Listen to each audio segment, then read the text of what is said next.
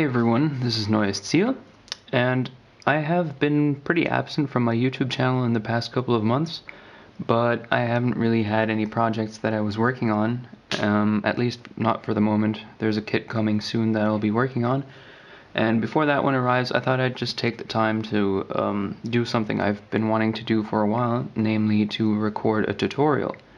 Today we're just going to be looking at the basics of airbrushing. This isn't for intermediates or more advanced modelers who have more experience with airbrushing. It's mainly just for beginners or people who really want to start painting their kits with an airbrush as opposed to maybe spray cans. And yeah, so if all of this is nothing new to you, don't complain about it, it's just for the beginners. But who knows, you might just learn something new or pick up a technique that is different from the one you've used. What we're going to cover in this tutorial is pretty much the base coat, the first coat of paint that you apply to the part after it has been primed. We will not go over priming in this tutorial because if there's one bit of advice I could give any beginner out there, don't worry about priming any parts with your airbrush yet. Use primer from a can. It's much easier. Thinning primer for airbrush use is a hassle, especially when you're starting out in this hobby. It really was very difficult for me, and it caused me lots of problems when I started out. So use primer from a can. Preferably I used Tamiya's fine surface primer. The light gray kind works really well, and just spray it on the part. Don't go overboard with it. Put it on evenly, and that'll be a nice base for your base coat. So we're going to cover the base coat and also the second coat of paint that goes over the base coat, because that is also very necessary for creating a very even layer of paint, because the base coat of paint itself doesn't look very good because the primer tends to suck up the first coat of paint that goes over it, so you'll need to apply a second coat of paint. But we're going to go over that too. So first let's just cover what you're going to need for this tutorial. Obviously you'll be needing an airbrush.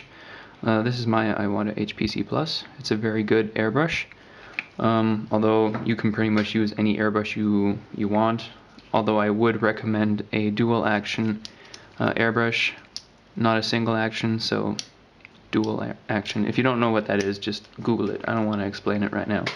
Other than that, you're also going to need a primed part like this one that I've prepared already, and probably you'll also need some practice parts, so just get a really cheap no-grade or high-grade kit that you can practice on, because you're going to make mistakes when you start out, just like I did. Then obviously you're also going to need paint. I use Tamiya acrylic paints. Right here I've got XF8 flat blue. This is a nice dark blue color that I'm going to be using for this tutorial. It's very easy to see, and that's why I'm using it today. Don't worry about different paint types at the beginning. What I'm going to do today applies to lacquer, acrylic, and enamel paints. And of course I use lacquer thinner from Gaia Notes to thin my acrylic paints. Don't ask me why, that's a topic for a whole other video. Yeah, other than that, you're obviously going to need a compressor, some cups for measuring paint, mixing paint, and all that stuff. But I don't really want to waste too much time here. Let's just get on with it and talk about the basics of airbrushing. Okay everyone, so now I have filled my airbrush with blue Tamiya paint. The thinning ratio here is 1:2, so 1 part paint, 2 parts thinner. And thinning ratios can really vary from the type of paint you use to manufacturers or whatever. The basic rule of thumb is to mix it to about the consistency of milk. That's just my compressor in the background. And the compressor has a pressure right now of about 15 psi or 1 bar. And that's generally an ideal pressure to spray this thinned mix with. Now before we get to the actual base coat, one thing a beginner will have to learn is to anticipate where the paint that I'm spraying will actually hit the part, because you should imagine this like writing with a pencil. However, you're not actually touching the part with the airbrush, so you kind of have to guess where the paint is going to hit the part. And that's something that you should, as a beginner, practice on, just do some shapes and get the feel for the airbrush. Also note that when you press down on the trigger of the airbrush to let the airflow point away from the part, so that no paint that is still trapped in the nozzle spews onto the part. To demonstrate, pulling back, there's probably paint in the nozzle, and now, didn't work too well, but usually you get some sort of splatter on the part, and you don't want that to happen. So first off, we're going to go over some common mistakes that you can make. And with these mistakes, there are basically 3 fields that you should always keep in mind. And these 3 fields, also keep these in mind during each step of the base coat. And these fields are pretty much, they contain the correlation between the thinned mixture and the pressure of the compressor. So that means for a specific thinning ratio, you should always use a certain pressure. The second field you should keep in mind is the distance of your airbrush to the part to the amount of paint you are using, so how far you are pulling back. If you're too far away, you're going to get a very blotchy finish. Then you're also going to have to keep in mind the motion and movement. So you want to keep this circular motion going, but also move away from where you're spraying. You don't want to spray at the same point all the time, otherwise you're going to get a blotch of paint which will run and doesn't look very good, and it's very wet and takes long to dry, and later on the base coat it'll show up. So keep these 3 things in mind while you're spraying the base coat. And if you do make mistakes, at the end of this tutorial I'm going to go over some solutions, how to rectify mistakes, such as, something like this, although not as dramatic, but I am going to offer you some, solutions how to deal with problems like these that will occur for most beginners. So now, finally, let's actually get to the actual base coat. Alright, so now we'll take our test part right here, just spray some of this dust off here, and there are 3 steps to the base coat. The first step includes just spraying a light tacky coat, a so-called tacky coat, onto the part. And one thing to note during each of these steps is always to keep in mind the motion of the airbrush and the distance from the airbrush to the part. During this first stage, where we apply the tacky coat, you'll want to keep a distance of about 2 to 3 inches to the part and make a small circular motion. And don't pull too far back on the trigger, just use a light amount of paint. I'm going to go closer here so you can see it. Hold on. There we go. No, that was too much. Sorry. But there we go. As you can see, I'm doing smaller circles, not using that much paint. Although right now I'm doing a bad job because I have to focus on painting and keeping an eye on the camera at the same time. So this is pretty much the first step of the base coat. You're just going to want to cover the entire length of the part here with a tacky coat until you get an even coat over the entire part. And this tacky coat sort of serves as the base coat for the next layer of paint, because if you apply too much paint at once onto the prime part, it's not going to stick very well, which is why you want to have this tacky coat. The next step, the second one, is getting an even coat. For this, we're going to use bigger circles, move back just a little bit more, and pull back on the trigger a bit more, which is going to look something like this. Note I'm using bigger circular motions, and I'm not staying at one certain point for too long, otherwise we're going to get a runny area there that will be hard to rectify later on. So slightly bigger circles, more distance, and a bit more paint. Okay. I think that's relatively easy to see. And sometimes you can also use a streaking motion up or down, but try to use the circular motion throughout this second step of the base coat. Okay.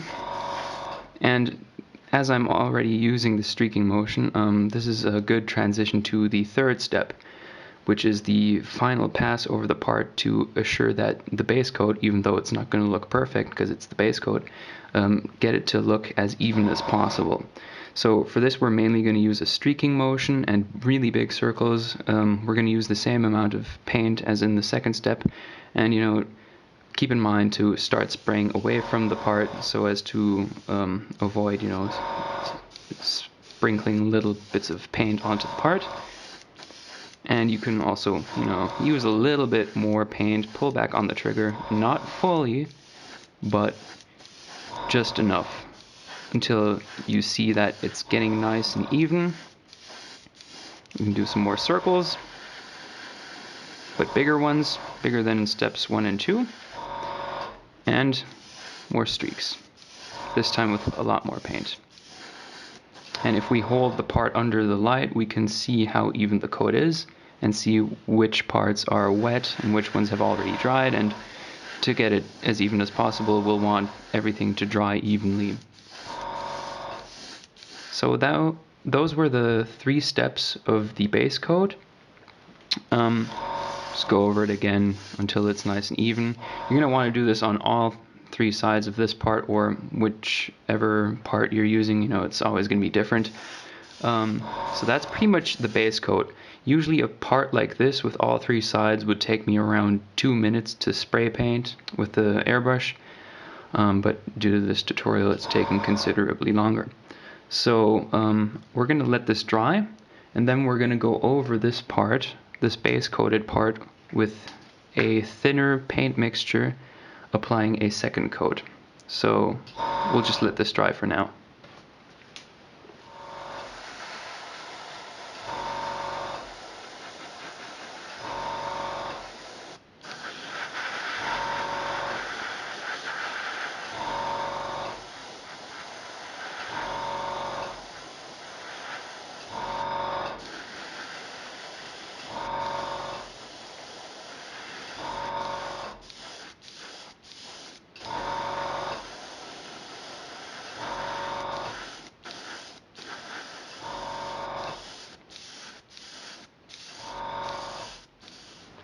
Alright everyone, due to time constraints, I'm sorry, but we're not really going to have time to talk about how to rectify any errors or mistakes. If I ever upload another tutorial on airbrushing, I'll be sure to cover that, but we really have to get this video done. So let's look at the part that we base coated. It has now dried, and as you can see, well, you can't see this, it feels smooth, but it is a bit grainy looking. And as long as it feels smooth, that's okay if it's a bit grainy. So to get rid of that graininess and give it a nice even smooth finish, now we're going to go over it with our thinner coat of paint.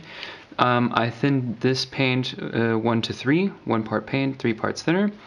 And yeah, basically we're going to repeat well, not all 3 steps from before.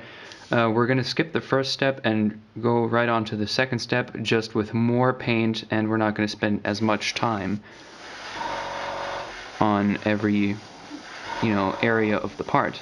See, I'm doing circular motions and switching back and forth between streaking motions and using controlled short bursts. And because the paint here is so thin, well, in comparison to before, we're going to get a nice smooth and also smooth looking and not so grainy finish. Just going to keep doing that until it's nice and even. Get a little closer. And I'm really, I have to hurry up, so I'm not going to, go over this a lot. So this is going to have to do it for here. But pretty much, yeah, that was it. I hope you enjoyed this tutorial. I hope it helped. If you have any questions, send me a PM. I'll be happy to help you if I can. And good luck.